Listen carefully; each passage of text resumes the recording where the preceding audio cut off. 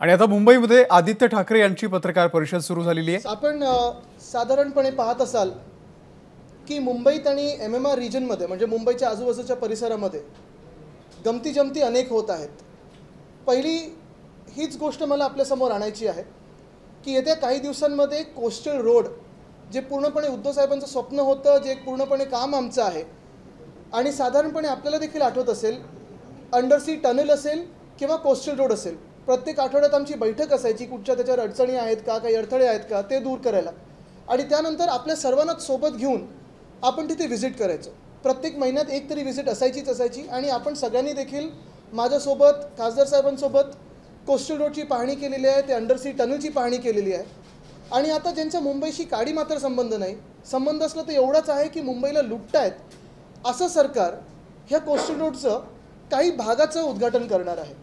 आता हे कितपत योग्य मला माहीत नाही, कारण जेव्हा आम्ही कोस्टल रोड बनवत होतो त्याचसोबत आपल्याला आठवत असेल जानेवारी 2020 मध्ये पहिला गर्डर MTHLचा देखील उद्धव साहेबांनी लावला होता, म्हणजे अटल सेतूचा, आणि ते दोन्ही जोडायला मध्ये वरळी शिवडी कनेक्टर हा देखील आपण बनवत होतो। MTHLची गंमत सांगायची तर खरं तर MTHLच्या टाईमलाईन प्रमाणे MTHL हे सप्टेंबर 2023ला पूर्ण व्हायला पाहिजे होतं। काय झालं मागे? मग ऑक्टोबर 2023ला वरळी शिवडी कनेक्टर पूर्ण व्हायला पाहिजे होतं आणि त्यानंतर डिसेंबर 2023ला कोस्टल रोड हा पूर्णपणे तयार असायला पाहिजे होता।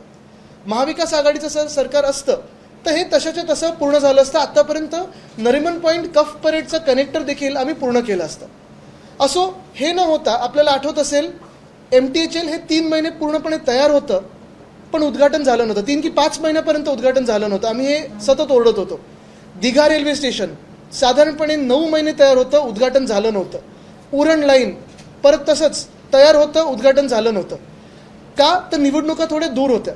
आता निवडणूक तोंडावर आल्यानंतर कोस्टल रोड पूर्ण पण झालं नाही आहे, पण हे सगळं करत असताना कोस्टल रोड पूर्ण न झालं असताना देखील श्रेय आम्हाला घ्यायचं आहे, म्हणून उद्घाटन आम्हीच करणार असं या खोके सरकारने ठरवलेलं आहे। असो, हे मुंबईकरांना माहिती आहे।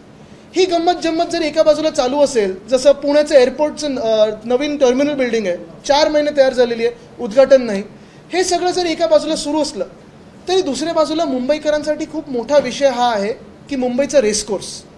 लक्षात घ्या, मुंबईचं रेसकोर्स हे नुसतं रेसकोर्ससाठी ओळखलं जात नाही, तर त्या रेसकोर्सवर 226 एकर जी मोकळी जागा आहे, मोकळं मैदान आहे, तिथे दररोज हजारो मुंबईकर चालायला जातात, धावायला जातात, योगा करायला जातात।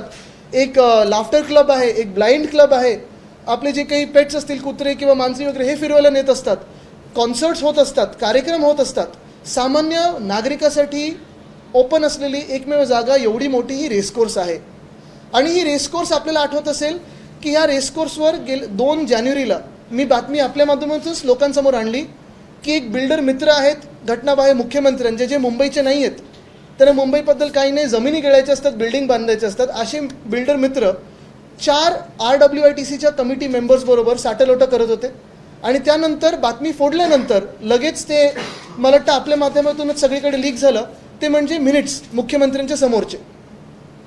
आता हे झाल्यानंतर आपल्याला आठवत असेल मी पहिली भूमिका घेतली, खासदार साहेबांनी भूमिका घेतली की तिथे आम्ही जे मुख्यमंत्री घटनाबाह्य मुख्यमंत्री सांगत होते की आम्ही क्लब हाऊस बांधू, 50 मेंबरशिप RWITC एक लाज म्हणून, ब्राईब म्हणून कदाचित मुख्यमंत्र्यांना देत होते, ह्याला आम्ही विरोध केल्यानंतर MCनी म्हणजे ॲडमिनिस्ट्रेटरनी चहल साहेबांनी तिथे जाऊन ओपन हाऊस घेतलं आणि सांगितलं नाही आता आम्ही क्लब हाऊस बांधणार नाही, आम्ही मेंबरशिप देणार नाही, पण आम्ही इथे अंडरग्राऊंड कार पार्क करू आणि थीम पार्क करू। आता मूळ मुद्दा हेच आहे की काल मी बघतोय की त्यांनी सांगितलं तर थीम पार्क नाही, आता सेंट्रल पार्क करू। काल काही सेलिब्रिटीजना, ॲक्टर्सना वगैरे ह्यांनी ट्विट करायला लावलेलं आहे की आता इथे साजरं करा, कारण इथे थीम पार्क नाही होणार, आम्ही आता सेंट्रल पार्क करणार आहोत। पण मूळ मुद्दा हाच आहे, 3 महत्त्वाचे प्रश्न हेच राहतात। सेंट्रल पार्क करा, हाईड पार्क करा, जे काही करायचं ते करा, पण कुठच्या कॉन्ट्रॅक्टरच्या मदतीसाठी तुम्ही अंडरग्राऊंड कार पार्क तिथे करू इच्छितात? अंडरग्राऊंड कार पार्कला आमचा विरोध राहणार म्हणजे राहणारच, कारण समोर जो आम्ही कोस्टल रोड बनवत आहोत, कदाचित प्रशासकांनी थोडी माहिती घ्यावी, कारण कोस्टल रोड हा पूर्णपणे BMC बनवत आहे, तिथे समोरच 2000 गाड्यांसाठी आपण अंडरग्राऊंड कार पार्क करत आहोत। तर रस्ता ओलांडून गेल्यानंतर कार पार्क जर असेल तर इथे कुठचेही रहिवासी नसताना, इथे कुठे ऑफिसेस नसताना तुम्ही नक्की कोणासाठी हे कार पार्क बनवताय, कुठच्या कॉन्ट्रॅक्टर मित्रासाठी कार पार्क बनवताय? कार पार्क अंडरग्राऊंड आल्यानंतर 3 ते 4 वर्ष खोदकाम झालं, धूळ होणार सगळीकडे आणि त्रास होणार तर होणारच, पण ह्याच्यानंतर देखील हे काम पूर्ण होणार की नाही कोणी आश्वासन देऊ शकत नाही. तशीच दुसरी गोष्ट धक्कादायक जी आहे ती म्हणजे मुंबई महानगरपालिकेला जर कुठेही 1 रुपया जरी खर्च करायचा असेल तर टेंडर काढायला लागतं आणि हे सगळं पब्लिकसाठी करायला लागतं, जनतेसाठी करायला लागतं, प्रायव्हेट लोकांसाठी करू शकत नाही. पण आज मी पाहतोय ह्याच त्या ज्या काही मिनिट्समध्ये मी पाहिलं होतं, वाचलं होतं, मुख्यमंत्र्यांसमोर ती बैठक झाली, त्यांच्यासमोर झाली ती, त्याच्यात 100 कोटी जवळपास मुंबईकरांचे म्हणजे तुमचे आमचे कराचे पैसे, टॅक्सचे पैसे, करदात्याचे पैसे हे घोड्यांच्या तबेल्यांसाठी वापरले जाणार आहेत. हे घोडे कोणाचे आहेत? पोलिसांचे आहेत का? तर नाही. सैन्याचे आहेत तर नाही. हे घोडे प्रायव्हेट गॅम्बलिंग आणि रेसिंग करणाऱ्या लोकांचे आहेत, सूटबूट लोकांचे आहेत. सूटबूट की सरकार जे आपण सगळ्यांकडे बघतोय तसंच हे सूटबूटच्या मित्रांसाठी 100 कोटी तुमचे आमचे मुंबईकरांचे वापरणार आहेत आणि तबेले बांधून देणार आहेत. RWITCला सांगा तिथे तबेले करायला, ते करून देतील. प्रत्येक जण त्यांच्या खिशातून 100 कोटी काढू शकेल. पण हे सगळं एका बाजूला वातावरण असताना तिसरी मोठी आणि धक्कादायक गोष्ट हीच आहे की तिथे काही ठराविक रेसकोर्सवर काम करणारे लोक आहेत, आजूबाजूला राहणारे लोक आहेत, तिथे त्यांना स्लम्स म्हणून आता जाहीर केलेलं आहे. आणि हे स्लम्स म्हणून जाहीर केल्यानंतर त्यांना सांगितलेलं आहे की बाजूच्या एखाद्या SRA मध्ये आम्ही तुम्हाला सामावून घेऊ. नक्की कुठची SRA तुम्ही म्हणताय म्युन्सिपल कमिशनर साहेब? कारण तिकडे बाजूला जी SRA आहे गेले 20 वर्ष SRA आणि त्या बिल्डरचं तिथे काही ना काही थोडा वाद चालू असतो, ती SRA पूर्ण सुरू झालीच नाही आहे. पण प्रशासक सांगत आहेत की आम्ही त्यांना फ्री ॲडिशनल FSI देऊ. हा FSI कोणाच्या पैशातून येणार आहे? तर तुमच्या आमच्या पैशातून येणार आहे, टॅक्सच्या पैशातून येणार आहे, मुंबईच्या पैशातून येणार आहे. म्हणजे हे असं सगळं अंधधुंद कारभार सुरू आहे. एक आनंदाची गोष्ट ही आहे की आम्ही विरोध दर्शवल्यानंतर, मी ही बातमी फोडल्यानंतर Change.org वर एक मोठं पिटिशन सुरू झालेलं आहे, काही महत्त्वाचे व्हॉट्सॲप ग्रुप असतील, आंदोलनं झाली आहेत, मुंबईकर सगळे एकत्र येतात आणि विरोध करत आहेत, मोठ्या संख्येने विरोध करत आहेत. पण प्रशासक काही ऐकायला तयार नाही आहेत. आता मूळ मुद्दा हाच राहतो की मी ऐकतो ह्या प्रशासकांना म्हणजे म्युन्सिपल कमिशनर आहेत, त्यांना दिल्लीला पोस्टिंगवर जायचं आहे किंवा जून-जुलैमध्ये CS बनायचे तर स्वप्न पडायला लागलेले आहेत. हे जर खरं असेल, तुम्ही बघा मुंबईत रस्त्याचा घोटाळा आहे, दुसरा रस्त्याचा घोटाळा मी आता सांगितला, परवाकडेच सांगितलं, 6,500 कोटीचा घोटाळा करत आहेत. ब्युटिफिकेशनचा स्कॅम आहे, स्ट्रीट फर्निचरचा स्कॅम आहे. जी मुंबई 55,000 कोटीच्या सरप्लसमध्ये होती ती आता डेफिसिटमध्ये आणण्याचं यांनी काम केलं आहे. मुंबई जशी ह्यांनी लुटली तसं हे राज्य लुटून खातील CS बनल्यानंतर. दिल्लीला गेल्यानंतर देश कदाचित लुटायला मदत करतील. पण मुख्य गोष्ट हीच आहे, तुम्ही जे करायचं ते करा, ज्या पोस्टवर जायचं ते जा. आम्ही हटणार नाही तिथून, आम्ही हलणार नाही तिथून. अंडरग्राऊंड कार पार्कला आमचा विरोध आहे. होय, आम्ही विरोध केल्यानंतर ह्या मिंदे सरकारला मागे जायला लागलं, बॅकफूटला जायला लागलं. मिंदे सरकारनी क्लब हाऊस आता तिथून कॅन्सल केलेलं आहे, मेंबरशिप घेणार नाही असं सांगितलेलं आहे. तसंच मी मिंदे सरकारला पुन्हा एकदा इशारा देत आहे की अंडरग्राऊंड कार पार्क तुमच्या बिल्डर आणि कॉन्ट्रॅक्टर मित्रांना आम्ही करू देणार नाही. ॲडिशनल FSI जो पाहिजे बिल्डरला तुमच्या खोक्यातून द्या, पण आमच्या मुंबईकरांच्या पैशातून आम्ही देणार नाही. आणि सगळ्यात महत्त्वाची गोष्ट जसं मी सांगितली की तबेले जे असतील, सूटबूटचं कदाचित तुमचं सरकार असेल, पण ते सरकार तुमच्याकडे ठेवा. घटनाबाह्य सरकार आहे, लवकरच कोलमडणार आहात तुम्ही. आम्ही एकसुद्धा मुंबईचा पैसा तबेल्यांसाठी जे प्रायव्हेट आहेत तिथे वापरू देणार नाही. ह्याच्यावर तुम्हाला काही पुढे विचार असेल तर विचारू शकता. कल मैंने कई सारे इंस्टाग्राम हैंडल्स पे देखा, कई सारे प्रेस के हैंडल्स पे देखा, ट्विटर पे देखा कि एक स्पष्टीकरण आया है, क्लैरिफिकेशन आया है BMC से कि वहाँ अभी रेस कोर्स पे थीम पार्क नहीं तो सेंट्रल मैदान बनेगा, सेंट्रल पार्क बनेगा. लेकिन बात यही है, इसमें 3 बड़े मुद्दे हैं. ये झूठ है, साफ झूठ है, क्योंकि जो प्रशासक है म्युनिसिपल कमिश्नर वो झूठ बोल रहे हैं.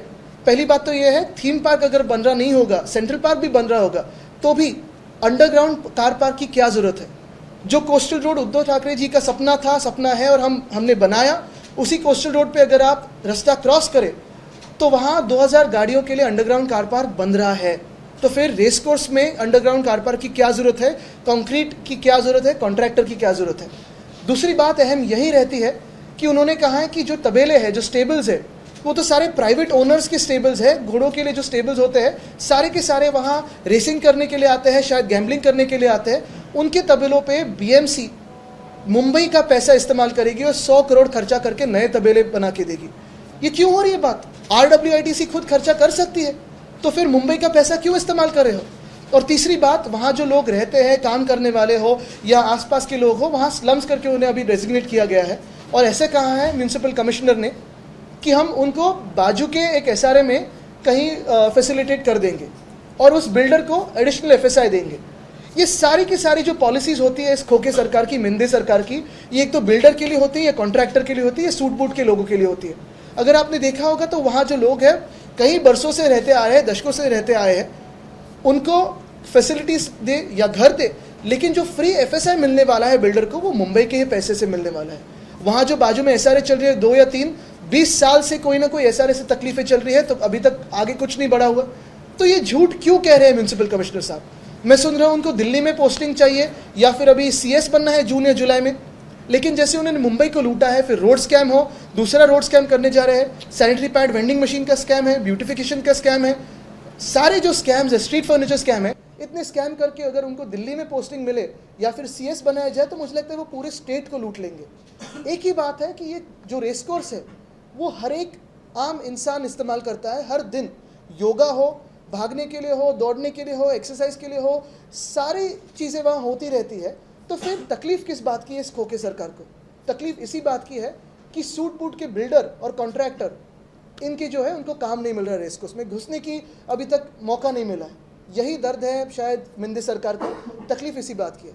हमने जब विरोध दर्शाया तो 2 बातों पे मिंदे सरकार पीछे हट चुका है। उन्होंने कहा अभी रेस कोर्स में क्लब हाउस नहीं बनेगा और मेंबरशिप जो CM को मिलने वाला था ब्राइब के तौर पे वो नहीं मिलेगा, लेकिन अंडरग्राउंड कार पार्क को हमारा विरोध रहेगा, तबेलों पे 100 करोड़ खर्च करने को हमारा विरोध रहेगा और बिल्डर को फ्री FSI देने को हमारा विरोध रहेगा, क्योंकि ये सब मुंबई के पैसे से हो रहा है। अगर RWITC पैसा देना चाहती है तो दे, बिल्कुल दे, हमें कोई आपत्ति नहीं रहेगी।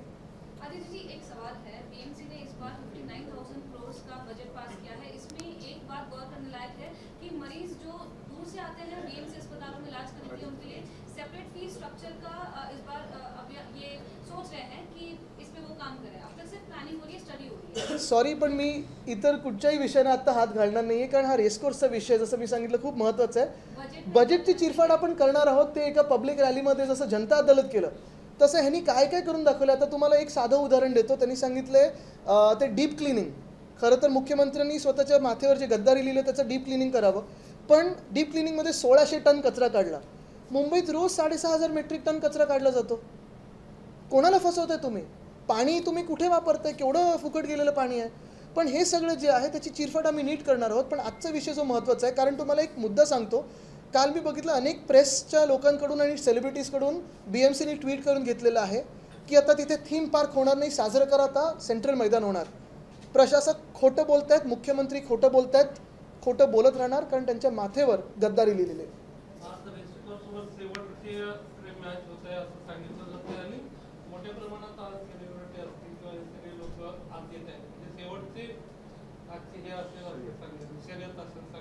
नाही, ठीक आहे ना, माझं मत हेच आहे की RWITCला पूर्ण जागा नको असेल तर काढून टाका, RWITC दुसरीकडे द्या। मग आपल्याला आठवतं मागच्या वर्षी त्यांनी असा गाठ घातलेला की RWITCला मुलुंडमध्ये एका बिल्डरची जागा विकत घ्यायला लावत होते। बिल्डर ह्यांचाच मित्र।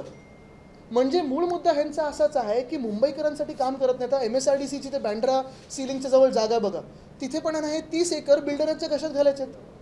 बरं, त्याच्यात काय टेंडर प्रोव्हिजन ठेवले, कुठच्या मित्राला मिळणार आहे बघा तुम्ही। खरं तिथे पण मोकळं मैदान हवायला पाहिजे, हसायला पाहिजे, कारण आपण सगळे मुंबईकर आहोत। हे कोणीही निर्णय घेणारे एक सुद्धा मुंबईकर नाही आहेत। जो बिल्डर मित्र मी सतत बोलत आहे, ज्यांनी हे साठलोटं केलं, मी तर ऐकतोय हे बाहेरची एक सिटिझनशिप यांनी घेऊन ठेवली पळायला, नंतर सरकार बदललं तर पळू देणार नाही ना आम्ही।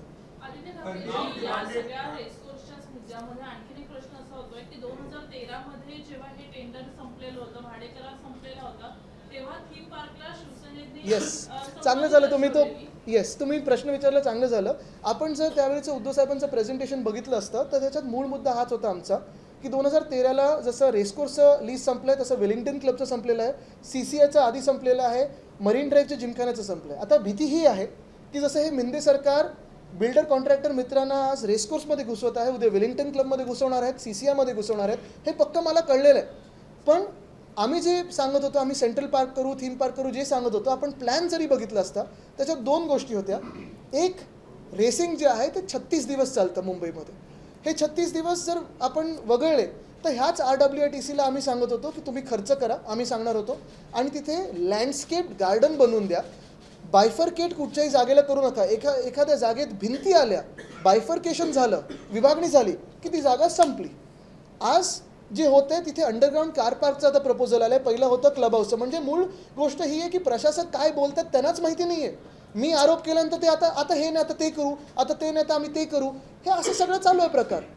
म्हणजे प्रत्येक मिनिटाला हे त्यांची काय आता भूमिका घ्यायची हे बदलत आहेत. त्यांना मूळ काय करायचं आहे हे त्यांना पण माहिती नाही. आम्ही स्पष्टपणे बोलत होतो की तिथे लँडस्केप गार्डन्स करू, मोकळं मैदान आहे, 226 एकर आहे, एकसुद्धा वीट आणि एकसुद्धा इंच कॉन्क्रीटचं तिथे लागू देणार नाही.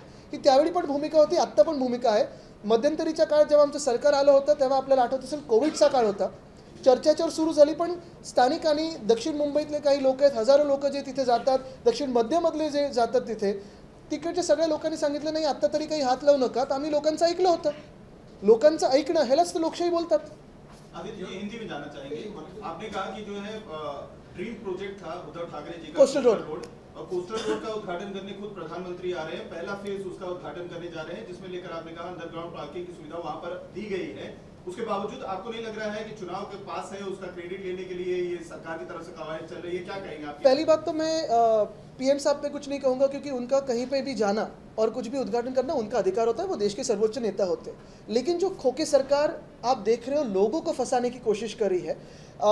हमने बार बार ये विषय लिया था, आप ही के माध्यम से लिया था, प्रेस के माध्यम से लिया था. अगर आपने देखा होगा तो पिछले 1.5 साल में महाराष्ट्र में कई ऐसी सारी चीज़ें हैं जो बन के तैयार थी लेकिन उसका उद्घाटन नहीं हुआ था. जो MTHL है, जिसको अभी अटल सेतु ये नाम दिया गया है, वो लगभग 3 या 4 महीनों से बन के पूरा तैयार था, लेकिन चुनाव दूर थे इसलिए उसका उद्घाटन नहीं किया था. दीघा लाइन 9 महीने से तैयार थी लेकिन चुनाव दूर थे तो उद्घाटन नहीं किया था. उड़न लाइन हो, अगर आपने देखा होगा चुनाव नहीं थे तो उसका उद्घाटन नहीं किया था. ये जब मैंने बात की मुझे लगता है 6 तारीख को, तो 12 तारीख को उसका उद्घाटन किया. 6 जनवरी को मैंने बात की थी इसकी. वैसे ही पूना में अगर आप देखें तो हमने एक नया एयरपोर्ट प्रस्तावित किया था, क्योंकि पूना एयरपोर्ट का जो फ़ायदा है पूरे पश्चिम महाराष्ट्र को हो सकता है, उसकी तो बात हो रही नहीं है अब. लेकिन अभी पूना के पुराने एयरपोर्ट में एक नई टर्मिनल की इमारत बन के पूरी तरह से तैयार है. लगभग 5 महीने हुए उसका उद्घाटन नहीं हुआ. ये सब तैयार होकर भी अगर उद्घाटन महीनों नहीं हो रहा है तो फिर कोस्टल रोड जो पूरा हुआ नहीं है उसकी क्या जल्दी है. और कोस्टल रोड का मैं आपको बता दूं तो coastal road Worli Sewri connector, MTHL और Nariman Point Cuff Parade connector, इसका हमने ट्रैफिक सिमुलेशन किया था. अगर आपने देखा होगा तो MTHL का जब उद्घाटन हुआ है, ईस्ट कोस्ट से वेस्ट कोस्ट को आने को लगभग अभी पौना घंटा लगता है, क्योंकि जो वर्ली शिवड़ी कनेक्टर है वो पूरा नहीं हुआ है.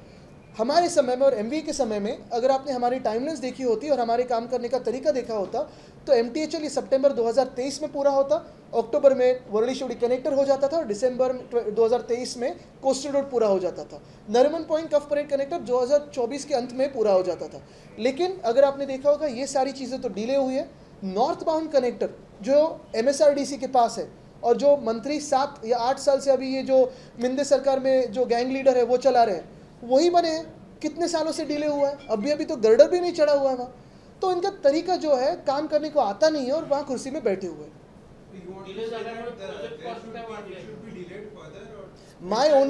My only contention with the coastal roads inauguration is, firstly, if you see in Maharashtra, there were many more things in Maharashtra which were delayed for inauguration only because the elections were not around the corner. The Atal Setu, the MTHL, was delayed for 5 months only and only because the elections were not around the corner. The Digha railway station was ready and completed for 9 months, not inaugurated because the elections were not around the corner. Uran line, Pune's new terminal airport, yet not inaugurated. I think Uran line has just been inaugurated. While this is fully ready and not inaugurated because there were elections not around the corner, the coastal road, which is a dream project, fully initiated and almost completed by Uddhav Thackeray's government, it is now being half inaugurated by this Khoke Sarkar only and only because elections are around the corner and they want to seek credit for something that is not theirs. The coastal road, the trouble with inaugurating the coastal road half-heartedly is that the coastal road was made with a certain traffic simulation. It has to be, it is not a linear road, it is with complex interchanges. If you see Haji Ali Junction has 8 interchanges. The Breach Candy opening has a complex turning around because of which we had to widen the road there. Everything has happened with a certain traffic planning. Opening it half-heartedly will ruin Mumbai's traffic and especially South Mumbai's traffic. Sir dream project होने की वजह से आपको लगता है कि dream project होने की वजह से जब इनॉग्रेशन करने के लिए प्रधानमंत्री आए तो एटलीस्ट क्रेडिट के लिए आप लोगों को भी वहां बिल्कुल नहीं, हम क्रेडिट के लिए कभी काम नहीं करते, बट यही बात है कि उद्धव ठाकरे जी जो बोलते हैं वो कर दिखाते हैं और जो है वो ठाकरे गारंटी है कि जो हमने कोस्टल रोड का काम किया था वो दिख रहा है आपको. जी रेसकोर्स प्रकरणामध्ये तुम्ही म्हणताय की आमचा विरोध असणार आहे, या अगोदर धारावीला देखील तुम्ही रस्त्यावर उतरला होता आणि त्याचा एकत्रित मोठा विरोध झाला. रेसकोर्सच्या प्रकरणात देखील शिवसेना रस्त्यावर उतरून असं काय आंदोलन आपण पाहताय की रेसकोर्समध्ये देखील आम्ही आहोतच, पण मुख्य गोष्ट ही आहे की भाजप काही का बोलत नाही आहे. काँग्रेस आमच्या सोबत आहे, आपण बघताय वर्षातही सतत बोलत आहेत. राष्ट्रवादी आम्ही महाविकास आघाडी म्हणून विरोध करतोय, पण भाजप का काही बोलत नाही आहे. मिंदे सरकार ठीक आहे, आता पुढचे 20 दिवस आहे हे निवडणूक होईपर्यंत, नंतर VRS आहे, पण भाजपाने एक भूमिका घेतली पाहिजे की त्याचा नक्की रेसकोर्सच्या कॉन्क्रिटीकरणला पाठिंबा आहे की विरोध आहे.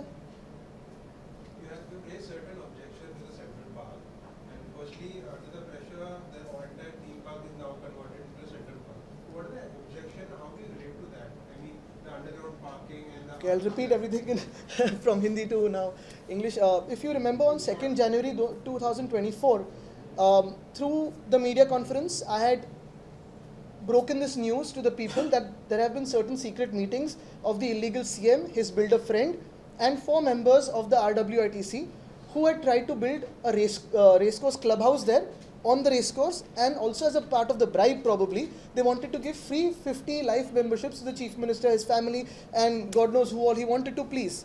Now, because of our pressure, the clubhouse plan and the membership plan has been backtracked on. Because of our pressure, the theme park has been backtracked on. But more importantly, there's a catch. Yesterday I saw a couple of celebrities, couple of Mumbaikars, press, rejoicing that there won't be a theme park, but there'll be a central park. That's what the BMC had fed them. But the catch in this still is that the BMC proposes to rebuild the private stables of RWITC with 100 crores of Mumbaikars' money, taxpayers' money. The RWITC has everyone who goes there for racing, for gambling, for whatever. They can build their own stables. It's private horses, private stables. 2, they're proposing, the BMC has proposed an underground car park at the racecourse. The underground car park is not needed because if the BMC's administrator, if he looks into the Coastal Road plan, which has been our plan, we have executed it through the BMC completely without the help of the centre or state. In that plan also, there is a provision for an underground car park for 2,000 cars. So you don't need an underground car park at the racecourse where there are no residents around, no offices around. Thirdly, the BMC has said that they will be resettling a few homes or what they call informal homes or slums from the racecourse's corner into a nearby SRA. Which exactly SRA are you talking about? Because A, the SRA that's next to it has not been started for the last 20 years because of some issues with the SRA authority. 2, they're saying we'll give a builder free additional FSI. This free additional FSI is also going through the Mumbaikars' pockets. Our opposition has made the municipal commissioner backtrack on the clubhouse. Our opposition has made the municipal commissioner backtrack on the theme park. Now our opposition stands firm and clear to the bifurcation of this whole plot. He can take the RWITC out if he wants to, make it entirely a playground, but it has to be a unified land. 2, he cannot make an underground car park to help a certain contractor friend of the illegal CM. 3, he cannot help the builder with people's money. 4, he cannot make the new stables with people's money. That is as clear as that. 2 आठवड्यापूर्वी तुम्ही जेव्हा हा मुद्दा उपस्थित केला होता त्यावेळेस सुद्धा भाजपने ऍक्शन घेतला होता की जर महापालिकाच त्या ठिकाणी पार्क उभारत असेल तर तुम्ही का कंत्राट बाजाराच्या बाजूने बोलत आहात, हे टूलकिट तर नाही असाही त्यांनी आरोप केला होता. सरकारी चौकशी नाही, मला वाटतं बघा काय ना की भाजपने एक ऑफिशियल भूमिका सांगावी. इकडे तिकडे बोलणारे त्यांचे खूप झाले, त्यांच्याकडे आमचे कोणीच लक्ष देत नाही. तर बिचारे मग फ्रस्ट्रेट होऊन अजून चिडून आम्हाला शिवाय देतात, त्यांना देऊ द्या. आम्ही मुंबईकरांसाठी बोलतोय. भाजपने अधिकृत प्रेस नोट काढावी की महालक्ष्मी रेसकोर्सवर त्यांची भूमिका काय आहे. कदाचित लोकसभेत आमच्यासमोर त्यांचाच उमेदवार येणार आहे. काय स्पीकर येणार आहे की कोण येणार आहे?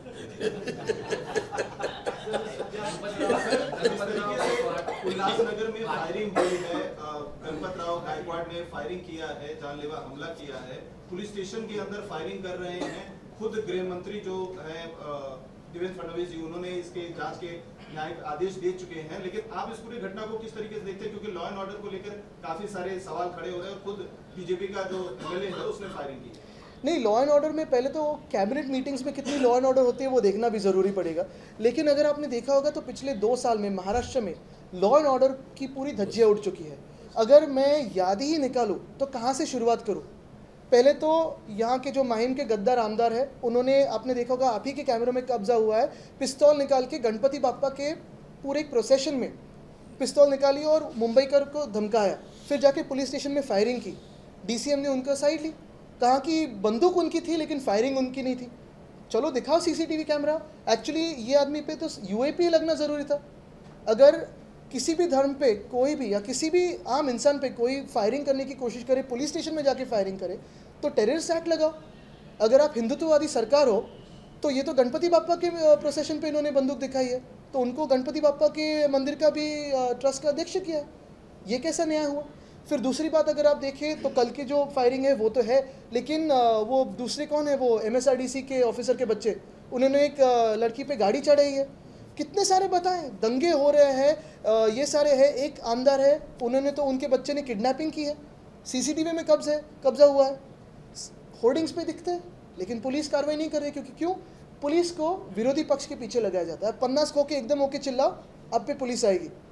लेकिन उनको कहा है कि सत्ताधारी पक्ष से कोई भी गुंडागर्दी करे तो उनको हम प्रमोशन देंगे, आप कोई एक्शन मत लो।